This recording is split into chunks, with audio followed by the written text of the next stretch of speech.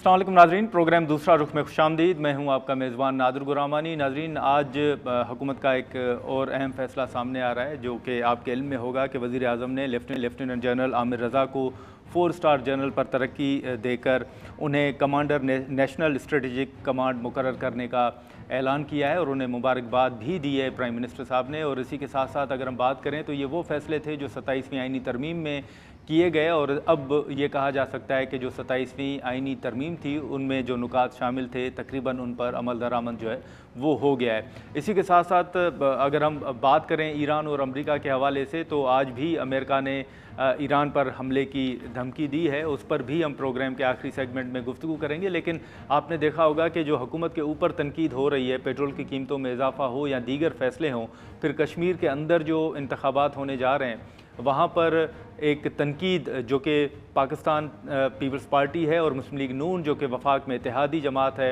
उनके एक दूसरे के ख़िलाफ़ बयानात भी सामने आ रहे हैं। और अब तो इत्तेहादी जमात खुलकर ये कह रही है कि मुस्लिम लीग नून की जो हुकूमत है वो फार्म 47 के तहत वजूद में आई है। अब मुख्तलिफ जो चीज़ें हैं वो पाकिस्तान तहरीक इंसाफ के साथ मुज़ाकरात का मामला हो या पीपल्स पार्टी की तनकीद हो, और आज पार्लियामेंट के अंदर इसी के साथ साथ एक और अहम इजलास भी हुआ है जिसमें ये कहा गया है कि जो 18वीं आइनी तरमीम थी उस पर अमल दरामद नहीं हो रहा, सूबों को अपना शेयर नहीं मिल रहा, और कमेटी ने 10 जो वजारतें हैं वो ख़त्म करने की सिफारिश भी की है। अब ये जो पीपल्स पार्टी के तहफ़्फ़ुज़ात हैं या जो सिंध के या पंजाब को उनका जो कंपैरिजन किया जा रहा है, मुख्तलिफ इशूज़ हैं, उन पर हम गुफ्तगू करेंगे। वज़ीर मद खेलदास कोहिस्तानी साहब हमारे साथ मौजूद हैं। खेलदास साहब, बहुत शुक्रिया सर, आपने वक्त निकाला। अब सबसे पहले तो आपके इल्म में है कि इस वक्त जो मुख्तलिफ इशूज़ हैं मईशत के हवाले से, ईरान और अमरीका के दरमियान जो जंग चल रही है उस हवाले से भी, लेकिन आपने देखा होगा कि गिलगित बल्तिस्तान के अंदर जो इंतखाबात हुए उस वक्त भी पीपल्स पार्टी के बयानात भी थे, नून लीग के भी, और अब भी कश्मीर के अंदर जो इंतखाबात हैं उसके बाद बड़े सख्त बयानात भी आ रहे हैं। अब पीपल्स पार्टी ये खुल के कह रही है कि जो मुस्लिम लीग नून की हुकूमत है वो फार्म 47 के तहत बनी है और वो अपने घरों की जो नशस्तें हैं वो भी हार गए थे। ये क्या वजह आप समझते हैं कि अब जो पीटीआई का मौक़िफ़ था अब वही आपकी अपनी इत्तेहादी जमात पीपल्स पार्टी भी कह रही है कि आपकी हुकूमत फार्म 47 के तहत बनी है? बहुत शुक्रिया नादिर साहब।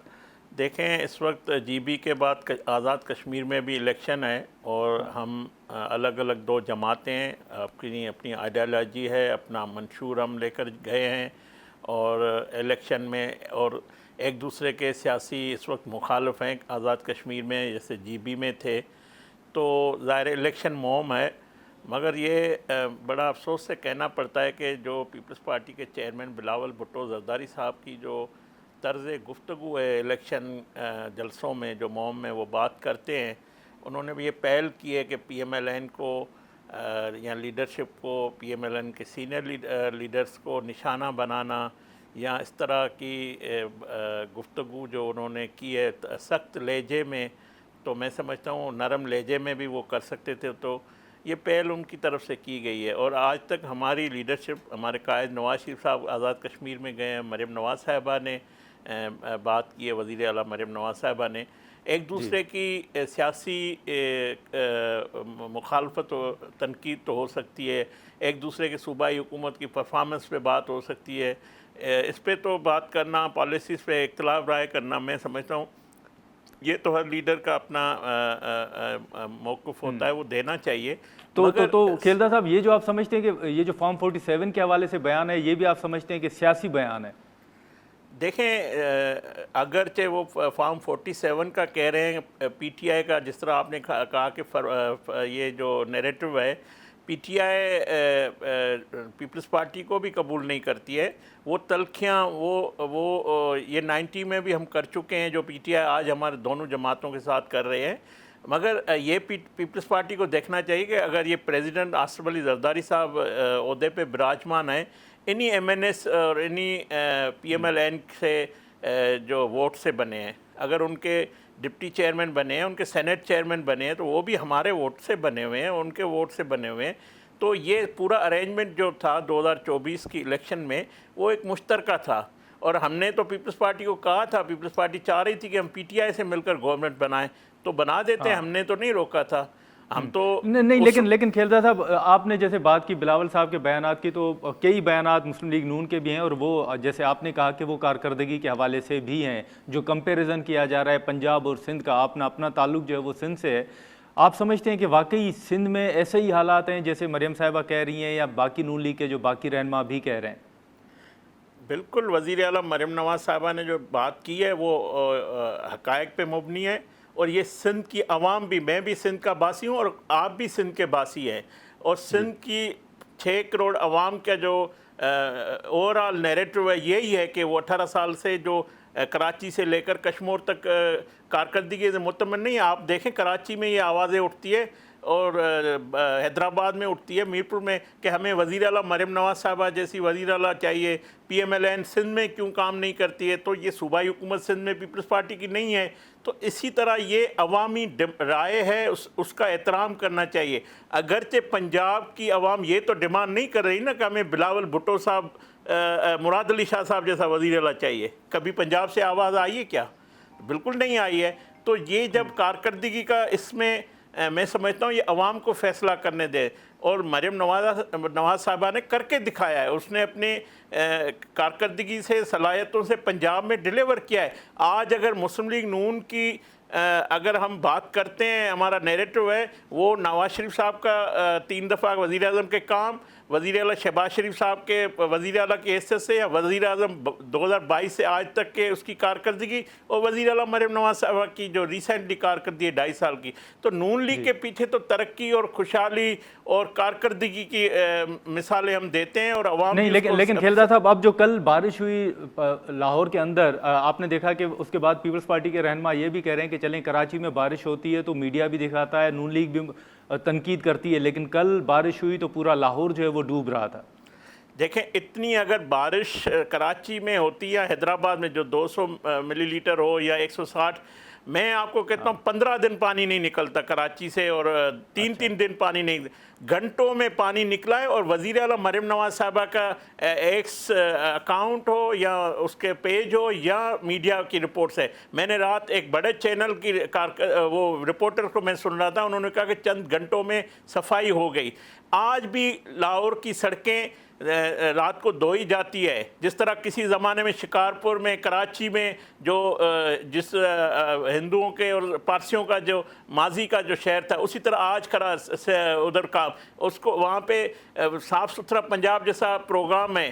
کئی مثالیں میں دے سکتا ہوں. آپ بالکل پیپلز پارٹی سے ہم جب سوال کرتے ہیں کارکردگی کا، تو انہوں نے آج کل ٹو ٹاٹا شروع کیا ہوا ہے. تو جب ہم کارکردگی کی پنجاب سے آواز اٹھتی ہے، یہ ہم پہ ٹو ٹاٹا کر دیتے ہیں. تو اس طرح یہ نہیں چلے گا. ٹو ٹاٹا نہیں ہے. عوام کام چاہتی ہے، عوام ڈیلیورنس چاہتی ہے. آپ کریں کام، آپ کو عوام نے مینڈیٹ دیا ہے. ہمارا بھی آپ کو، فیڈرل گورنمنٹ کا بھی آپ کو مکمل وزیر اعظم کا ان کو سپورٹ ہے، اور رہے گی انشاءاللہ. ہم مل کر، اگر یہ ارینجمنٹ جب ہوئے تھے تو یہ پاکستان کو بچانے کے لیے 2022 سے لے کر ہم نے مشترکہ کیے تھے. تو ہمیں پیپلز پارٹی نے اس وقت کہا کہ آپ نو کانفیڈنس موو کریں. صدر آصف علی زرداری صاحب کا بڑا کنٹریبیوشن ہے شہباز شریف صاحب کے ساتھ مل کر، اور نواز شریف صاحب نے تبھی فیصلہ کیا تھا کہ ہم مل کر اس ملک کو جو ہے دلدل سے نکالیں گے. اگرچہ یہ 90 کی سیاست کرنا چاہتے ہیں تو جی بسم اللہ. اگر سوال اٹھائیں گے تو سوال ہماری طرف سے بھی اٹھے گا. اگر لیکن کھیلدا صاحب، آج ایک سینٹ کی کمیٹی کا اجلاس بھی ہوا ہے ضمیر گھمرو صاحب کی سربراہی میں، صدارت میں، اور اس میں انہوں نے 10 جو وزارتیں ہیں وہ ختم کرنے کی سفارش کی ہے، جس میں تعلیم ہے، ہیلتھ ہے، نیشنل فوڈ سیکیورٹی ہے، کلائمیٹ چینج ہے. اور یہ کہا جا رہا ہے کہ یہ تو صوبائی سبجیکٹ ہیں، 18ویں ترمیم کے بعد یہ وفاق کا کام نہیں ہے. آپ سمجھتے ہیں کہ اس سفارش پر عمل درآمد ہوگا؟ دیکھیں 18ویں ترمیم ہم سب نے مل کر لائی تھی، اور صوبوں کو خود مختاری دینا، NFC ایوارڈ دینا، یہ ایک پیپلز پارٹی کا اکیلے کا کریڈٹ ہم نے سب نے کیا تھا. مگر بدقسمتی سے اس 18ویں ترمیم کے بعد فیڈریشن کمزور ہوئی ہے. سندھ میں ڈیلیور نہیں کیا گیا ہے، سندھ میں اس کے ثمرات نہیں ملے ہیں. پنجاب کو ان وسائل سے ثمرات ملے ہیں. تو میں سمجھتا ہوں اگرچہ آپ صرف ڈیمانڈ کرتے رہیں گے، کریں گے کچھ نہیں، تو یہ بھی ایک صوبے کی عوام سوال اٹھاتی ہے. وہ کہتے ہیں کراچی کے شہر کے لوگ، حیدرآباد کے، بدین کے، تو وہ کہتے ہیں کہ بھائی سندھ نے کیا قصور کیا ہے، سندھ کی سڑکیں کیوں نہیں. یہ نہیں کہ آپ وسائل لے لیں اور وسائل خرچ نہ کریں، تو یہ بھی تو نہیں چلے گا نا. یہ بھی اس طرح نہیں ہو سکتا. اگر سندھ کے حق کی بات ہوگی، ہم سندھ کے حقوق کی ہم بھی کھڑے ہوں گے، سندھ کے وسائل کی بات ہوگی. لیکن کھیلدہ صاحب، آپ سمجھتے ہیں کہ 18ویں ترمیم میں مزید ترمیم کی ضرورت ہے؟ آپ یہ سمجھتے ہیں؟ میں سمجھتا ہوں ضرورت ہے، مگر ہمارے پاس میجارٹی نہیں ہے، ہمارے پاس 2/3 میجارٹی نہیں ہے. ہم اکیلے یک طرفہ کوئی فیصلہ نہیں کر سکتے ہیں. پیپلز پارٹی اگر کسی چیز پہ راضی ہوگی تو ہم کریں گے. ہم نے پہلے بھی یہ کہا ہے، ہمارے وزیر اعظم نے کہا ہے. میں ایک بات بتاؤں، اس وقت ملک میں صوبائی جو وزیر اعلیٰ ہے وہ بااختیار ہے، وزیر اعظم کے پاس اتنے وسائل نہیں ہے. تو یہ جو وفاق سے صوبوں کو، ہم چاہتے ہیں کہ صوبوں سے ضلعوں میں جائے. اس وقت 4 لوگوں کے پاس پورا وسائل ہے، مگر یہ 129 لوگوں کے پاس جائے، 129 ضلع پاکستان ہیں اس میں منتقل ہو، اور تبھی پاکستان کی عوام جو ہے سمجھے گی کہ ان کے ڈے ٹو ڈے یا ان کے گلی محلے سے لے کر ان کی زندگی کی بہتری کے لیے پرفارمنس کر سکتے ہیں. ورنہ اسی جمہوریت سے، اس نظام سے عوام کو کچھ ڈلیور نہیں ہو رہا ہے. اور اگر کسی صوبے میں پرفارمنس اچھی ہے، ایک صوبے میں نہیں ہے، تو عوام سوال اٹھاتی ہے. پنجاب کو سندھ کی عوام کہتی ہے پنجاب خوبصورت بن گیا ہے، سندھ کیوں نہیں بن رہا ہے. تو یہ بھی دیکھنا ہوگا کہ اگر کوئی حکمران کام نہیں اچھا کر رہا ہے، کوئی جماعت اچھی کام نہیں پرفارمنس کر رہی ہے، تو اس میں نہ 18ویں ترمیم کا قصور ہے، اس میں نہ جمہوریت کا قصور ہے، اس میں اس حکمران کا قصور ہے. تو میں سمجھتا ہوں وقت آ گیا ہے کہ اس جو بلدیاتی بل ہے، میں تو یہ کہتا ہوں جو ایم کیو ایم کا تھا، وہ پی ایم ایل این بھی اس کو مکمل سپورٹ کرتی ہے. اور یہ ایک ہمارے وفاقی وزیر منصوبہ بندی احسن اقبال نے ایک آرٹیکل بھی لکھا ہے ایک دا نیوز میں، تو وہ پڑھنا چاہیے. تو میں سمجھتا ہوں ہم سب کو مل کر عام آدمی کو زندگی کی بہتری کے لیے اپنے پاورز کو ڈسٹریبیوٹ کرے. یہی جمہوریت ہے کہ فیڈریشن سے صوبوں میں آئے، صوبوں سے ڈسٹرکٹ میں جائے. اگر یہ اچھا کھیلدہ صاحب، آخر میں مختصراً سر یہ بھی بتائیے گا کہ آپ کو یاد ہوگا کہ بیچ میں جو کینالز کے حوالے سے ایک معاملہ سامنے آیا تھا، اس کے بعد احتجاج بھی ہوئے تھے، اور اب بھی سندھ کے اندر آپ نے دیکھا ہوگا کہ ایک کینال جس میں پانی چھوڑا گیا ہے پنجاب کی جانب سے، اس پر احتجاج بھی ہو رہا ہے. کیا دوبارہ جو کینالز کا معاملہ ہے اس پر کوئی حکومت غور کر رہی ہے، یا آپ سمجھتے ہیں کہ نہیں وہ پروجیکٹ ختم ہو گیا ہے؟ میری میں سمجھتا ہوں یہ جلال پور کے حوالے سے جو بات ہو رہی ہے، یہ عمران خان کے دور میں یہ اس کی اجازت ملی تھی. اس میں مجھے نہیں پتا کہ سندھ حکومت کا موقف کیا تھا، یا سندھ حکومت نے اتفاق کیا تھا نہیں کیا تھا، مگر اس وقت یہ بنا تھا. اگر کوئی بھی، میں سمجھتا ہوں کہ پانی کا جو معاملہ ہے وہ حساس معاملہ ہے. سب پانی کی جو جس طرح اوپر سے لے کر نیچے تک اس میں جو ایک کمی ہے جہاں جو ہمیں سامنا ہے، مگر 91 کا ایکارڈ جو نواز شریف صاحب کے دور میں، یہ تمام قومی فیصلے نواز شریف صاحب نے کیے، اس پہ عمل درآمد ہونا چاہیے.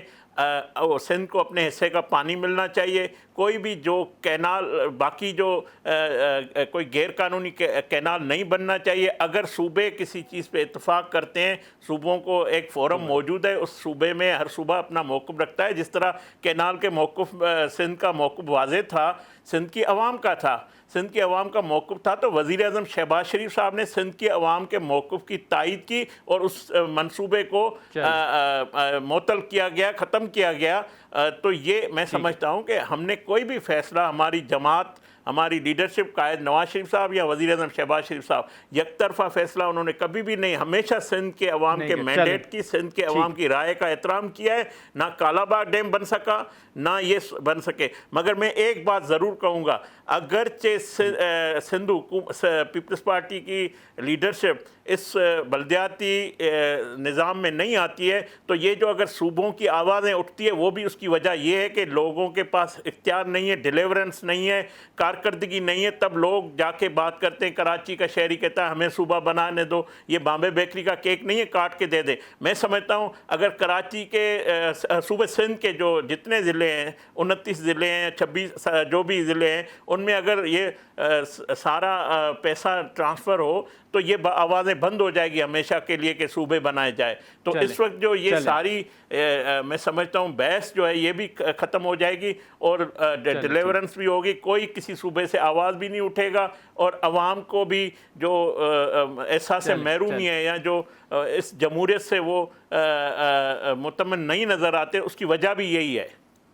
چلیں ٹھیک ہے. کھیلدہ صاحب بہت شکریہ آپ کا, آپ نے وقت نکالا. ناظرین, وزیر مملکت کھیلدہ صاحب کی گفتگو آپ نے سنی. ہم یہاں پر ایک مختصر سا بریک لیں گے اور بریک کے بعد آج جو پارلیمنٹ کے اندر اجلاس ہوا ہے وزارتیں ختم کرنے کے حوالے سے, اس پر ہم گفتگو کریں گے. پروگرام میں ایک بار پھر خوش آمدید. ناظرین, وزیر مملکت کھیلداس کوہستانی صاحب کی گفتگو آپ نے سنی اور بریک سے پہلے جو ہم ذکر کر رہے تھے کہ آج سینیٹ کی ڈیولیوشن کمیٹی کا اہم اجلاس ہوا ہے جس میں صوبوں کے شیئر کے حوالے سے اور اسی کے ساتھ ساتھ ایک اہم سفارش جو ہے کمیٹی کی جانب سے کی گئی ہے کہ جو 10 وزارتیں ہیں ان کو ختم کیا جائے اور 18ویں ترمیم پر جو عمل درآمد ہے اس حوالے سے بھی بات ہوئی ہے اور کچھ تحفظات کا اظہار بھی کمیٹی کی جانب سے کیا گیا ہے. اسی پر ہم گفتگو کریں گے. سینیٹر ضمیر گمرو صاحب ہمارے ساتھ موجود ہیں. ضمیر صاحب بہت شکریہ, آپ نے وقت نکالا. سر, آج جو ڈیولیوشن کمیٹی آپ نے چیئر کی ہے اس میں کچھ وزارتیں ختم کرنے کی آپ نے سفارش کی ہے. ذرا بتائیں گے کہ کتنی وزارتیں ہیں اور آپ کیوں سمجھتے ہیں کہ ان وزارتوں کو ختم ہونا چاہیے؟ دیکھیے, امپلیمنٹیشن کمیٹی بنی تھی 2010 میں 18th امینڈمنٹ کی امپلیمنٹیشن کے لیے آئین کے آرٹیکل 270A کے تحت. انہوں نے 3 نوٹیفیکیشن نکالے تھے. 17 منسٹریز جو تھی وہ ڈیوالو کی تھی صوبوں کو, کیونکہ یہ کانکرنٹ لسٹ کی اومیشن کے بعد. تو اس میں سے جو ہے وہ 17 منسٹریز میں سے کافی جو آرگنائزیشنس ہیں اور منسٹریز ہیں وہ دوبارہ قائم کی گئی ہیں. جیسے کہ آپ ایجوکیشن ہے, ہیلتھ ہے, نیشنل فوڈ سیکیورٹی ہے. انوائرمنٹ کی منسٹری ختم کی گئی, اس کی جگہ کلائمیٹ چینج لائی گئی. کلچر کی منسٹری ختم کی گئی, کلچر اینڈ ہیریٹیج کی بنائی گئی. اس طرح سے ہاؤسنگ بھی پروونشل سبجیکٹ ہے وہ بھی ختم نہیں کی. اسپیشل انیشیٹوز وہ بھی رکھی گئی. ای او بی آئی کو جو لیبر منسٹری تھی ختم کی گئی, اس کو رکھا گیا. ایواکو ٹرسٹ کو رکھا گیا. کلیکشن آف عشر و زکوٰۃ کو رکھا گیا. اس طرح سے کئی اور بھی ادارے ہیں جن کو جو ہے وہ امپلیمنٹیشن کمیشن کی جو رپورٹ تھی جس میں تمام پولیٹیکل پارٹیز ریپرزنٹیڈ تھی, تو اس نوٹیفیکیشن کے وائولیشن میں یا رپورٹ کی وائولیشن میں انہوں نے یہ دوبارہ جو ہے نا وہ قائم کر دیے. اور یہ ایکسپینڈیچر جو ہے اس پر بڑا فرق پڑا ہے نا, کہ فیڈرل گورنمنٹ کا ایکسپینڈیچر جو ہے ملک کا total non tax and tax revenue 20,000 ارب ہے. فیڈرل گورنمنٹ کا ایکسپینڈیچر جو ہے اراؤنڈ 19,000 بلین ہے. تو یہ جو ایکسپینڈیچر ہے نا, چلو ڈیفینس کا ایکسپینڈیچر تو ہم جسٹیفائی کر سکتے ہیں, وار لائک سچویشن ہے. باقی جو فیڈرل گورنمنٹ کا ایکسپینڈیچر ہے وہ بہت ہے. وہ اس کی وجہ سے کہ انہوں نے ان سبجیکٹس پر منسٹریز قائم کیے ہیں. دوسرے CCI کی سبجیکٹس, CCI کی جو ہے executive authority federal legislative list part 2 پر ہے, اس پر بھی 7-8 منسٹریز جو ہے وہ انہوں نے بنا لی ہیں. جیسے انڈسٹریز ہے, واٹر ریسورسز کی منسٹری ہے, پیٹرولم کی ہے. یہ CCI کے سبجیکٹ ہیں, یہ ان کے نہیں ہیں. تو وابڈا بھی رکھی ہوئی ہے. تو یہ CCI کے سبجیکٹ ہیں. ایگزیکٹو اتھارٹی ان پر CCI کی ہے, کیونکہ آئین کے آرٹیکل 97 میں فیڈرل گورنمنٹ کی executive authority subject to the constitution. اگر کانسٹیٹیوشن میں کسی دوسرے ادارے کو وہ اتھارٹی دی ہوئی ہے تو وہی ایکسرسائز کرے گا, فیڈرل گورنمنٹ وہ نہیں کرے گی. لیکن آپ سمجھتے ہیں یا پیپلز پارٹی یہ سمجھتی ہے کہ جو 18ویں ترمیم کے تحت صوبوں کو شیئر ملنا تھا وہ شیئر بھی ابھی تک نہیں مل رہا؟ وہ اس وجہ سے کہ فیڈرل گورنمنٹ کا جو ایکسپینڈیچر ہے, جو آپ فار ایگزامپل ہمارا ڈیفینس کا بجٹ ہے 3,000 ارب, ٹھیک ہے نا, اور یہ جو باقی منسٹریز ہیں 9-10 بنتی ہیں کانسٹیٹیوشن لسٹ کے مطابق, اس کا تو 400-500 ہے خرچہ.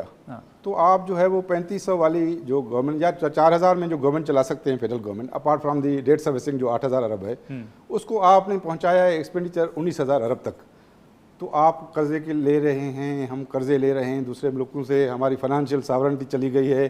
تو ہم یہ کہہ رہے ہیں کہ فیڈرل گورنمنٹ اپنا ایکسپینڈیچر ہے یہ منسٹریز جو ہے وہ ختم کر دے. کانسٹیٹیوشن کے مطابق آرگنائز ہوگی تو یہ کیپ ہوگی جا کر جو ہے ایکسپینڈیچر 13-14 ہزار پر بلین پر. باقی تو 4-5 ہزار ارب بچتے ہیں نا ملک کو, اس سے ملک میں ترقی ہوگی, صوبوں میں. تو آپ سمجھتے ہیں کہ یہ وزارتیں لیگل نہیں ہیں؟ دوسرا, آپ سمجھتے ہیں کہ آپ کی سفارش پر عمل درآمد ہو سکتا ہے؟ یہ دیکھیے, یہ وزارتیں امپلیمنٹیشن کمیشن جو بنی تھی اس کی رپورٹ کے مطابق انہوں نے دوبارہ بنائی ہیں. وہ آلریڈی ڈیسائیڈڈ ہے کہ بھائی یہ آپ نہیں بنا سکتے. اس میں لکھا ہوا ہے کہ کانکرنٹ لسٹ اومیشن ہو گئی ہے, اس پر آپ نہیں بنا سکتے. اور دوسرا یہ ہے کہ جب جو ہے وہ کاؤنسل آف کامن انٹرسٹ ہے, اس کی پرماننٹ سیکریٹریٹ ہے, اس کو لکھا گیا ہے آرٹیکل 154 میں کہ ان کے سبجیکٹ پر ایکسرسائز کرے گی سپرویژن اینڈ کنٹرول جو ہے کاؤنسل آف کامن انٹرسٹ. تو وہ آپ CCI کے چلانے کے CCI ان کو چلائے گی نا, یہ فیڈرل گورنمنٹ تو نہیں چلائے گی. اس پر منسٹری تو آپ نہیں کام کر سکتے. اور وہ ادارے ہیں جیسے ریلوے ہے, وابڈا ہے, آپ کی IDBP ہے, آپ کے میجر پورٹس ہیں جی، تو آئل اینڈ گیس کمپنیز ہیں، وہ آپ جو ہے وہ سی سی آئی کو دے دیں گے تو اس میں 4 صوبے ہیں، ڈیسیجن میکنگ بھی صحیح ہوگی اور فیڈریشن صحیح چلے گی. لیکن آپ کو ایک اعتراض یہ تو نہیں ہے کہ جو کچھ وزارتیں ہیں ان پر حکومت کے اتحادی جو ہیں وہ بیٹھے ہوئے ہیں، شاید اس وجہ سے بھی آپ کو اعتراض ہو؟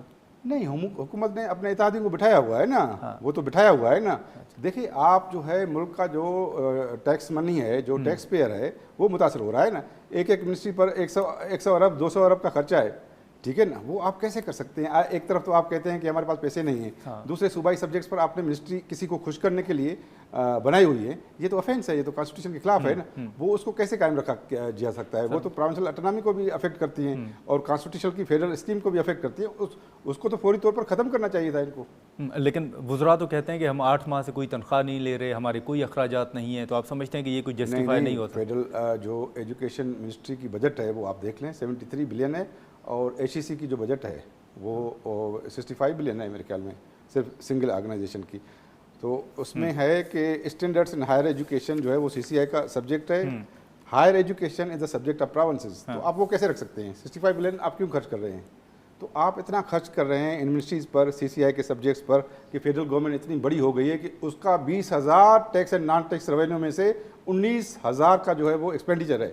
How you can afford such expenditure? جب تک ہم ایکسپینڈیچر کم نہیں کریں گے، ٹھیک ہے، تب تک جو ہے وہ ہماری مشکلات میں، عوام کی مشکلات میں آسانی نہیں ہوگی. کیونکہ ہم تو عوام کے لیے کام کرتے ہیں نا بھائی. عوام کے لیے اسپیس ہی نہیں ہے. آپ روز مہنگائی بڑھاتے ہیں، آپ اپنا ایکسپینڈیچر کم نہیں کر رہے ہیں، آپ نے ڈبل منسٹری کیوں رکھی ہوئی ہیں؟ ناظرین، یہاں پر ایک مختصر سا بریک لیتے ہیں اور بریک کے بعد گفتگو کو مزید آگے بڑھاتے ہیں. پروگرام میں ایک بار پھر خوش آمدید. آپ سے پہلے جیسے آپ نے عوام کی بات کی، آپ سے پہلے وزیر مملکت کھیلداز کوہستانی صاحب سے بات ہو رہی تھی. انہوں نے کہا کہ اگر سندھ کے اندر کام نہیں ہو رہا، اگر ہم پنجاب کے ساتھ کمپیئر کریں، اور اگر لوگوں کو ان کے حقوق نہیں ملیں گے تو پھر وہ نئے صوبوں کا مطالبہ بھی کریں گے. تو آپ سمجھتے ہیں کہ واقعی جو کمپیریزن ہے سندھ اور پنجاب کا وہ درست ہے؟ وہ تو مطالبہ تو وہ تو پنجاب میں ہے. اس نے پنجاب اسمبلی نے ریزولوشن بھی پاس کیا، وہ اپنا بل بھی پاس کیا ہے 2/3 میجارٹی کے سرائیکی پراونس بنایا جائے. وہ تو پہلے وہاں بنائے نا جہاں کنسنسس ہے. پہلے لوکل گورنمنٹ کے الیکشن وہاں کرائے نا پنجاب میں، وہاں تو نہیں ہوئے. ہمارے یہاں تو لوکل گورنمنٹ کام کر رہی ہے. جی. تو یہ جو ہے وہ بیانات دیتے ہیں پی ایم ایل این کے منسٹرز، یہ ان کو نہیں قانون کا پتہ ہے، نہیں آئین کا پتہ ہے، نہیں اپنے پاس الیکشن کراتے ہیں، نہیں لوکل گورنمنٹس کا پتہ ہے کہ ان کا سسٹم کیا ہے، ان کی ہسٹری کیا ہے. سپریم کورٹ نے کیسا فیصلہ دیا تھا، اس کے بعد سندھ گورنمنٹ نے اس میں لا میں امینڈمنٹ کر کے پھر لوکل گورنمنٹ کو اسٹیبلش کیا تھا جب سپریم کورٹ میں ایم گئی تھی، آپ کو پتہ ہوگا. تو یہ تو ایسے باتیں کرتے ہیں کہ ان کو پتہ ہی نہیں ہے کہ اپنے صوبے میں لوکل گورنمنٹ کے الیکشن نہیں کرا رہے، اسلام آباد میں نہیں کرا رہے. باقی کہہ رہے ہیں سندھ میں تو ہے لوکل گورنمنٹ سسٹم. سر وہ تو کہہ رہے ہیں ہم ایم کیو ایم کا جو بل ہے لوکل گورنمنٹ کے حوالے سے اس کو بھی ہم سپورٹ کرتے ہیں. وہ تو ڈیوائڈ کرتے ہیں. وہ تو سندھ آئی نہیں تھی لاسٹ الیکشنز میں، پی ایم ایل این کی لیڈرشپ ہی نہیں آئی تھی. وہ تو ڈیوائڈ اینڈ رول کرتے ہیں سندھ میں، ان کو یوز کرتے ہیں. غیر قانونی منسٹریز دی ہوئی ہیں تو اس کو ہم نے آج ختم کرنے کا اعلان کر دیا ہے کہ آپ نہیں رکھ سکتے. تو آپ سمجھتے ہیں جیسے میں نے پہلے پوچھا کہ سفارش پر عمل درآمد باؤنڈ ہے حکومت؟ یہ ڈیسائیڈڈ ہے. امپلیمنٹیشن کمیشن نے اس کی رپورٹ ہے، اس کے نوٹیفیکیشن نکلے ہوئے ہیں پہلے ہی. ریکریٹ کرنا یہ کانسٹیٹیوشن وائلیشن ہے. آپ کیسے کر سکتے ہیں؟ لیکن ضمیر صاحب، یہ گلگت بلتستان کے الیکشن کے بعد اگر اب کشمیر کے اندر الیکشن ہونے جا رہے ہیں، ہم نے دیکھا ہے کہ اب آپ اتحادی ہیں وفاقی حکومت کے، لیکن آپ کہہ رہے ہیں کہ جو نون لیگ کی حکومت ہے وہ فارم 47 پر بنی ہے. تو یہ سیاسی بیانات ہیں یا آپ بھی پی ٹی آئی کے نیریٹو کو انڈورس کر رہے ہیں؟ جیسے ہم کسی کی نیریشن کو انڈورس نہیں کر رہے. یہ تو حقیقت ہے کہ مسلم لیگ این جو ہے وہ 1990 سے یا 85 سے فیئر اینڈ فری الیکشن کے تھرو نہیں آئی. 90 والی الیکشن دھاندلی تھی. آپ نے 97 والا الیکشن دیکھا ہوگا، ٹھیک ہے نا. آپ نے 2013 کا آر او الیکشن دیکھا، ٹھیک ہے. آپ نے پھر ان الیکشنز پر بھی جو ہے کوسچن نواز لیگ پر اٹھے نا. تو یہ تو ہسٹری ہے ان کی کہ یہ تھرو جو ہے فری الیکشنز آتے ہی نہیں. یہ تو ہسٹری ہے، یہ آج کی بات تھوڑی ہے. آج تو نہیں کر رہے نا ہم نے چارٹر آف ڈیموکریسی ان کو کس طریقے سے کیا تھا. اس کے بعد بھی یہ کورٹ میں گئے تھے کہ پرائم منسٹر کو ہٹایا جائے. تو ان کی تو یہ ہسٹری ہے کہ یہ دھاندلی کے ذریعے آتے ہیں. یہ آج سے نہیں ہے، 85 سے 90 سے ہے. تو اس میں کوئی ڈینائی نہیں کر سکتا یہ. لیکن ضمیر صاحب، ابھی بھی آپ سمجھتے ہیں کہ کہیں نہ کہیں کوئی صوبوں کے حوالے سے یا 18ویں ترمیم میں مزید ترمیم کی کوئی بات چل رہی ہے؟ کوئی دیکھیں جو ہے وہ 18ویں ترمیم پر عمل کرنے کی ضرورت ہے، ٹھیک ہے نا. عمل کرنے کی ضرورت ہے. اتنی بگر فیڈرل گورنمنٹ جو کانسٹیٹیوشنل مینڈیٹ کے خلاف ہے وہ عوام برداشت نہیں کر سکتے. اپنے جو کانسٹیٹیوشن میں ان کے 9-10 ڈپارٹمنٹ بنتے ہیں، منسٹریز بنتی ہیں، وہ رکھیں بالکل. اور ہمیں ابھی جو وار لائک کنڈیشنز ہیں اس میں ڈیفینس کا بجٹ ہمیں رکھنا پڑے گا. باقی تو ان کی 4-5 ارب سے جو ہے گورنمنٹ چلا سکتے ہیں. ان کی آپ دیکھیں بجٹنگ جو ہے وہ 9-10 منسٹریز جو ان کی بنتی ہیں فیڈرل لسٹ کے مطابق, ان کے تو اتنے پیسے بنتے ہیں. تو آپ نے جو ہے یہ ایکسپینڈیچر لا کر جو ہے 19,000 ارب تک پہنچایا ہے اور ملک کو جو ہے اسی عذاب میں, مہنگائی کے عذاب میں, غربت کے عذاب میں ڈالا ہے. یہ کس کا شاخسانہ ہے؟ یہ تو اسی مسلم لیگ نواز کا ہے نا. ٹھیک ہے ضمیر صاحب, آخر میں ایک سوال کہ یہ جو بیچ میں ہم نے دیکھا کہ کینالز کے حوالے سے بات ہوئی اور ابھی پنجاب نے ایک کینال میں پانی چھوڑا ہے جس پر سندھ کے اندر احتجاج بھی ہوئے, سی ایم صاحب کا بیان بھی تھا. آپ سمجھتے ہیں کہ کینالز کی طرف وفاقی حکومت دوبارہ جا سکتی ہے, یا خاص طور پر جو سندھ کو اپنے حصے کا پانی نہیں مل رہا اس پر آپ کے پاس لیگل آپشنز ہوں گے جو کہ اپنائے جا سکتے ہیں؟ دیکھیے یہ تو جو واٹر رجیم ہے ان کو کانسٹیٹیوشن کو انہوں نے بائی پاس کیا تھا, پہلے بھی بائی پاس کیا تھا. جی, تب سی سی آئی نے یہ فیصلہ کیا کہ کنسنسس کے بغیر کوئی کینال نہیں بنے گا. اس میں جو ہے وہ سندھ گورنمنٹ نے جلال پور کینال کے خلاف جو ہے 2024 میں آبجیکشن ڈالے ہوئے ہیں. اس کے باوجود پنجاب گورنمنٹ کی طرف سے اس کینال کو جو ہے وہ شروع کرنا آئین کی سنگین وائلیشن ہے. ان پر تو آئین کے خلاف کیس داخل ہونا چاہیے کہ بھائی جب سندھ گورنمنٹ کے آبجیکشن سی سی آئی میں پڑے ہیں, آپ سی سی آئی کا نے فیصلہ کیا ہوا ہے کہ کنسنسس کے بغیر کوئی کینال نہیں بنے گا, تو آپ کیا صوبوں کو آپس میں لڑا رہے ہیں؟ اور ارسا نے اس جو ہے وہ سیزن میں جو زیادتی کی ہے سندھ کے ساتھ اور ان کا پانی نہیں چھوڑا ہے اور ڈیم بھرے ہیں, ٹھیک ہے نا. جی, جو ہمیں پانی کی ضرورت ہوتی ہے تو یہ ڈیم بھرتے ہیں, پھر جب ہم ڈیم کی مخالفت کرتے ہیں یہ کہتے ہیں ڈیم کی مخالفت کیوں کرتے ہو. تو یہ جو ارسا کا طریقہ کار ہے نا, جو واٹر رجیم جو ان کو سپورٹ کر رہی ہے اور جو صوبوں کو آپس میں لڑا رہے ہیں, یہ کوئی پاکستان کے حق میں بات تو نہیں ہے, یہ آئین کے خلاف ہے. سندھ میں جو ہے وہ بڑی اس کے خلاف جو ہے وہ مظاہرے ہو رہے ہیں, تحریک چل رہی ہے اور بڑا کنسرن ہے. اس وجہ سے ہم کہتے ہیں کہ یہ جلال پور جو کینال ہے اس کو نہیں چلنا چاہیے, بالکل نہیں. اچھا, کھیلزا صاحب کہہ رہے تھے کہ اس کینال کی منظوری نون لیگ نے نہیں, اس کی منظوری شاید پی ٹی آئی کے دور حکومت میں ہوئی تھی. بھائی قانون یہ ہے کہ اس کے خلاف کوئی بھی جو واٹر اسکیم ہے اس کے خلاف ارسا کے سیکشن 8 میں جو ہے وہ صوبہ آبجیکشن داخل کرتا ہے, پہلے ارسا میں, اس کے بعد جو ہے وہ سی سی آئی میں جاتا ہے. یہ اگر سی سی آئی میں جاتا ہے تو وہ اسکیم جو ہے وہ تھرو نہیں ہوتی, اسٹاپ نہیں ہوتی. انہوں نے اسکیم کمپلیٹ کیسے کر دی؟ یہ تو آئین کی سنگین خلاف ورزی ہے.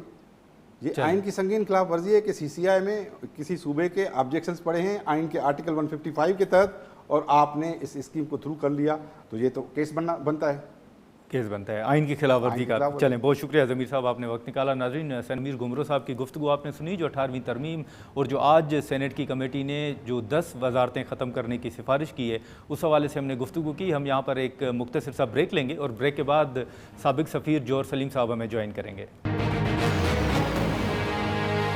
پروگرام میں ایک بار پھر خوش آمدید. ناظرین, جیسے پروگرام کی ابتدا میں ہم نے ذکر کیا جو پریزیڈنٹ ٹرمپ صاحب کے بیانات تھے, کل مارکو روبیو صاحب کے جو بیانات تھے اور ایران کے بھی حملوں کے جواب میں کیا اسٹریٹجی ہوگی اس حوالے سے وہ بھی اپنا موقف سامنے رکھ رہے ہیں. ان ایشوز پر ہم گفتگو کرتے ہیں. جوہر سلیم صاحب ہمارے ساتھ موجود ہیں. جوہر صاحب, بہت شکریہ سر, آپ نے وقت نکالا. آپ نے دیکھا کہ گزشتہ چند دنوں سے حملوں کے حوالے سے بھی خبریں آ رہی ہیں جو کہ ایران پر کیے جا رہے ہیں, اور اس حوالے سے آج بھی پریزیڈنٹ ٹرمپ صاحب کا ایک اہم بیان ہے کہ انہوں نے ایران کو ایک مرتبہ پھر خطرناک حملے کی دھمکی بھی دی ہے. یہ سلسلہ سر آپ کو نظر آ رہا ہے کہ کسی جگہ پر رکے گا؟ کیونکہ جو 60 روز کا ایک معاہدہ تھا کہ 60 روز میں ہم آگے بڑھیں گے, حتمی معاہدے کی طرف جائیں گے, اس پر ابھی اگر دیکھیں تو کوئی پیش رفت ایز سچ نظر نہیں آ رہی. جی بالکل, آپ صحیح کہہ رہے ہیں. دیکھیں, اب ظاہر ہے کہ معاہدے کے شروع میں ہی اس کی جو کلاس 5 ہے جو اس آپ نے ہرمز کے بارے میں تھی, تو اس پہ اختلافات ہوئے ہیں اور اس سے ہم نے دیکھا کہ ایران نے شپس کے اوپر اٹیک شروع کیے کیونکہ جو ہے وہ چاہتے تھے کہ ان کے کنٹرول میں رہے یہ سارے فلو جو ہے شپنگ فلو, ان کے ڈیزگنیٹڈ راؤٹ سے جائیں, ان سے اجازت لے کے جائیں, بلکہ وہ تو کہتے تھے کہ ان سے انشورنس کروا کے جائیں. تو یہ قابل قبول نہیں تھا امریکنز کو اور باقی ملکوں کو بھی, کیونکہ انٹرنیشنل لا کی وائلیشن بھی تھی. تو اس کے بعد پھر جب انہوں نے اٹیک کرنے شروع کیے ان شپس کو جو کہ عمان کی سب والی سائٹ سے جو ہے وہ جا رہی تھی, تو اس کے بعد پھر امریکہ نے رسپونڈ کیا اور پھر یہ شروع ہو گیا سلسلہ. اب دیکھیں 13 دن سے اس وقت مسلسل امریکہ کی طرف سے شدید بامبنگ جاری ہے, لیکن پھر اور ایران اس کو رسپونڈ کر رہا ہے. زیادہ تر وہ رسپونڈ کر رہے ہیں وہ کویت, بحرین اور جارڈن پہ اٹیک کر کے. دوسرے ملکوں پہ بھی انہوں نے کچھ کیا, لیکن سب سے زیادہ ان ملکوں پہ, وہاں پہ جو امریکن بیسز ہیں ان پہ اور صرف امریکن بیسس پہ نہیں بلکہ انہوں نے کویت میں تو انہوں نے پھر ایک ڈیسلینیشن پلانٹ جو ہے اس پہ بھی کیا، پھر ساتھ ہی ساتھ انہوں نے ایک بجلی گھر پہ بھی کیا. تو یہ اب سلسلہ ہے اس وقت. اب اس میں خطرہ کیا ہے کہ دیکھیں ابھی جو بھی ہے یہ پھر بھی ایک کنٹرولڈ ایسکلیشن ہے. یہ بالکل ایک وہ نہیں ہے کہ انکنٹرولڈ ایسکلیشن ہے کہ جس میں دونوں سائڈز نو ہولڈز بارڈ بالکل ہی ایک دوسرے پہ میسو جو ہے نا بامبنگ یا اسٹرائکس کر رہی ہیں. امریکہ کی طرف سے ان کے بڑے شہروں پہ بامبنگ نہیں ہو رہی، ایران کے صدرن ایران پہ ہو رہی ہے، کوسٹ لائن پہ زیادہ تر ہوئی ہے.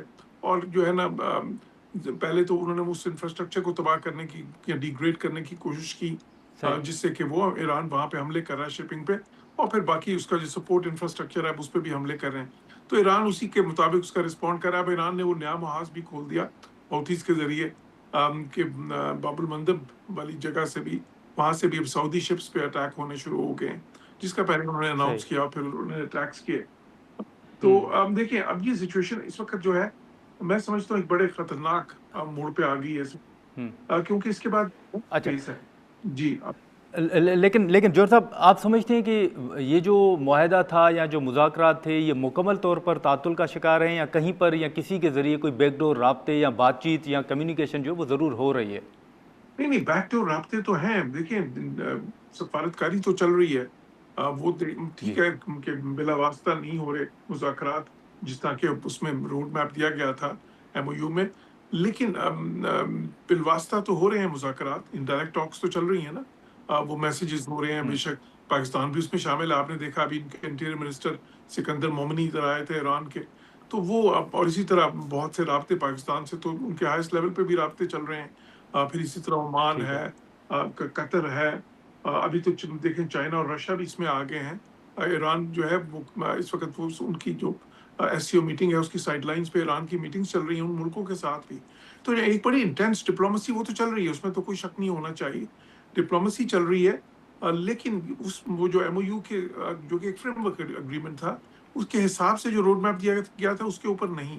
ابھی تو ڈپلومیسی چیز پہ چل رہی ہے کہ جس چیز پہ جھگڑا ہے فوری طور پہ جو اس کی کلوز 5 ہے اس کو کس طرح جو ہے نا ریزولو کیا جائے. لیکن جوہر صاحب آپ نے سر دیکھا ہوگا کہ ابھی جو سعودی عرب کے ٹینکرز ہوں یا جہاز ہوں یا اس حوالے سے پاکستان کا ایک معاہدہ سعودی عرب کے ساتھ بھی ہے.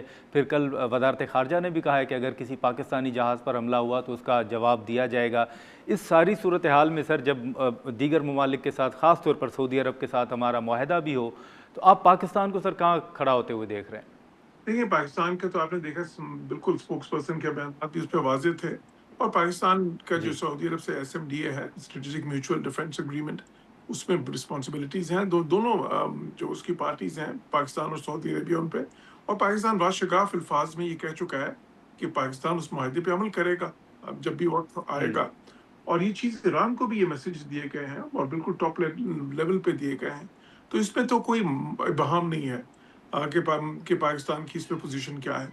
لیکن ساتھ ہی ساتھ دیکھیں کہ وہ پاکستان میڈیٹر بھی ہے اس وقت، پاکستان ایک بہت اہم انٹرمیڈیری بھی ہے. تو پاکستان کا وہ جو رول ہے اور اس میں بہت اہم ہے کیونکہ ایران کو بھی بہت اعتماد ہے پاکستان کو، سعودی کو بھی بہت اعتماد ہے، باقی گلف کنٹریز کو بھی اور امریکہ کو بھی. تو ایک یونیک پوزیشن ہے. اور پھر اوپر سے چائنا جو کہ میں سمجھتا ہوں بہت اہم پلیئر ہے اس میں، اس لیے کہ چائنا کو دنیا میں سب سے زیادہ لیوریج ہے ایران کے اوپر. وہ لیوریج اس لیے ہے کہ 90% تیل وہ ایران سے خریدتے ہیں ان کا، اور ساتھ ہی ساتھ وہ ایران کی جو ڈیفینس انڈسٹری ہے اس کی بھی بہت ساری جو چیزیں ہیں فنش پروڈکٹس نہیں لیکن جس سے وہ بنتی ہے الیکٹرانکس یا میٹل الائز جو ہے نا یہ ڈیوائسز جو ہے وہ ادھر سے ہی آتی ہیں فیولز تک. تو چائنا بھی سپورٹ کر رہا ہے پاکستان کو. تو اس لیے دیکھیں پاکستان نے وہ ساری جو ڈپلومیسی، اور دیکھیں میں نے یہ کہا تھا جب یہ ایم او یو سائن ہوا تھا میں نے اس وقت کہا تھا کہ یہ آگے میں کوئی اسموتھ سیلنگ نہیں، میں بہت ہی مشکل وقت دیکھ رہا ہوں جس میں کہ یہ لگے گا کہ یہ سارا پروسیس ہی بالکل جو ہے نا ملیالم ہو گیا ہے اور پھر وہاں سے ریسکیو کرنا پڑے گا. تو اب یہ ہوا یہ کہ اس طرح کی سچویشن آغاز میں ہی آ گئی ہے، بٹ اس کو ریسکیو تو کرنا پڑے گا. اگر نہیں کرتے تو الٹرنیٹیو کیا ہے؟ الٹرنیٹیو تو بہت خطرناک ہے. اگر یہ جو ہے یہ اسپائرل اسکیلیشن جو اس وقت ہے اگر یہ ایک نوچ اوپر جاتی ہے تو وہ تو جس طرح امریکہ کہہ چکا ہے کہ اب اگر آپ نے شپس پہ اٹیک کیا تو ہر شپ کے پہ اٹیک جو ہوگا اس کے بدلے میں ہم آپ کا ایک بجلی گھر یا ایک برج یا ایک ڈیسلینیشن پلانٹ تباہ کریں گے. اور اگر وہ ایسا کرتے ہیں تو پھر دیکھیں ایران تو رسپونڈ کرے گا، وہ گلف کنٹریز میں کرے گا. اور گلف کنٹریز بہت ہی ولنریبل ہیں इन टर्म्स ऑफ उनके डिसैलिनेशन प्लांट्स जो हैं उनकी टोटल सही। रिलायंस उन पे है बहुत ही बड़ी हद तक उन अपन ठीक है और साथ ठीक है जौहर सलीम साहब, बहुत शुक्रिया सर आपका, आपने वक्त निकाला। नाज़रीन, जौहर सलीम साहब की गुफ्तगू आपने सुनी और ज़ाहिर है जब मुआहदा हुआ था उस वक्त भी यही कहा गया, जैसे जौहर साहब ने भी कहा कि एक वक्त आएगा कि ऐसा लगेगा कि ये मुआहदा ही ख़त्म हो गया, लेकिन फिर वहाँ से बातचीत की एक उम्मीद भी ज़ाहिर की जा रही है कि चलें मामलात आगे बढ़ सकते हैं। अब देखें कि इस मामले पर क्या पेशरफ़ सामने आती है। आज के प्रोग्राम में इतना ही, इजाज़त दीजिए, अल्लाह हाफ़िज़।